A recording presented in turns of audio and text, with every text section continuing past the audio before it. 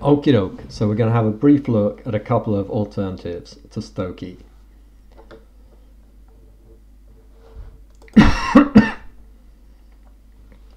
The first one is a paper by Andreoni and Levinson sorry, where they say, what if it's like this? What if utility is consumption minus pollution?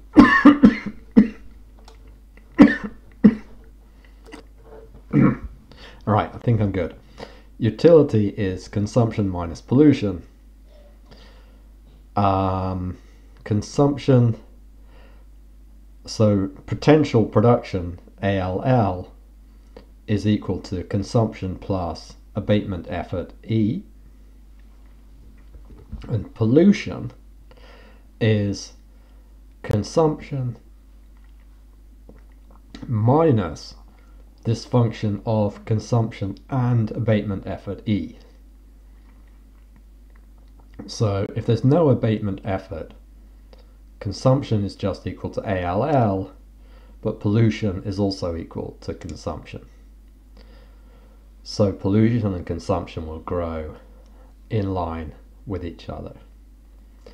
But if abatement effort increases, or if we have abatement effort, that detracts from consumption because we have to put resources into it, but it also cuts pollution, which is good for utility. So we've got a balancing act there. And what we see from the first equation is that the marginal benefit of cutting pollution is just constant. It's 1 in this setup, right? So du by dp is just 1, so there's no increase in willingness to pay to cut pollution as GDP or goes up, okay?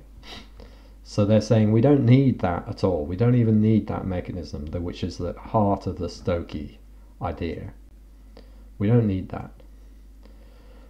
All we need is that alpha plus beta is greater than 1, which basically means we have increasing returns in abatement effort, that as ALL goes up and C tends to go up, then the efficiency or the effectiveness of effort put into abatement goes up and up. And given the constant price of pollution, pollution actually falls.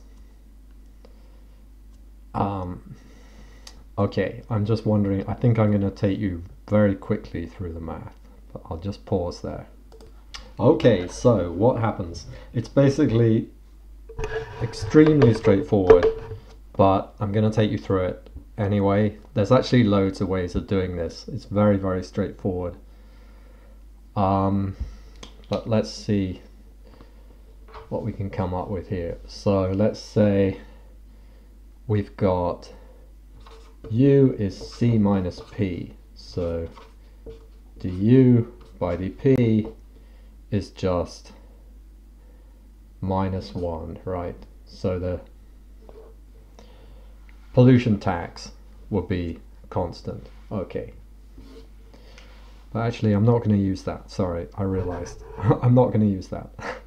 Because when we put this together, we get, I'm just going to directly, this is so simple. Okay, I'm just going to solve the problem directly for the optimal allocation. And then from the fundamental welfare theorems, we know that the sort of social planner's optimum could also be achieved in the market with this pollution tax. Okay, so U is C minus P. But what's C minus P? It is C minus C minus minus C to the alpha e to the beta. So it's just C to the alpha e to the beta. Okay.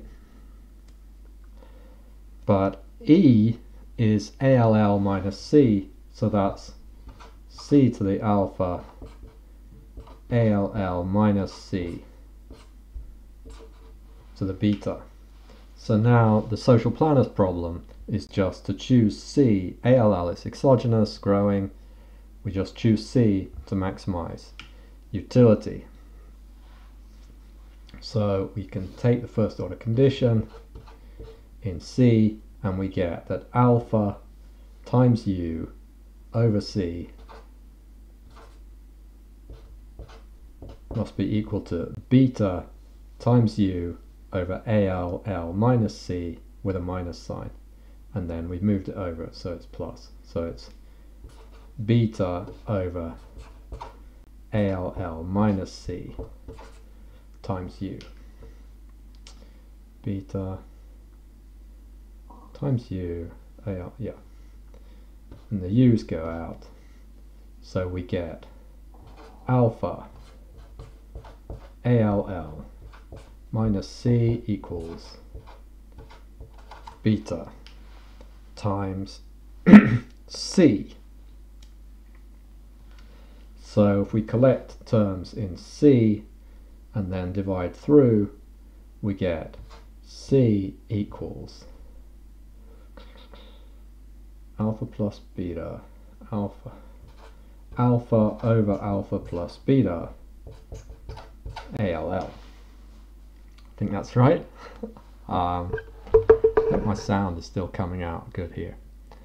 And then going back to C plus E equals ALL, we have that E is ALL minus C, which is just beta over alpha plus beta, ALL. Okey-doke.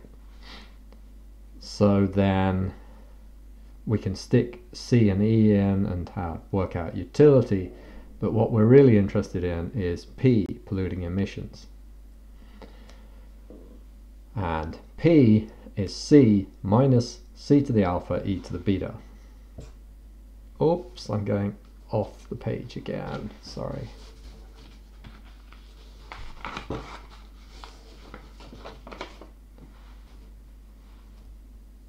P is C minus C to the alpha e to the beta. Oh, so actually, let's do this straight away. C is alpha over alpha plus beta ALL. So that's baseline emissions minus abatement, which is C to the alpha. So that's alpha over alpha plus beta to the alpha times ALL to the alpha. So we got that in our back pockets. And then E to the beta, so that's beta over alpha plus beta to the beta times ALL to the beta. So we're left with ALL to the alpha plus beta.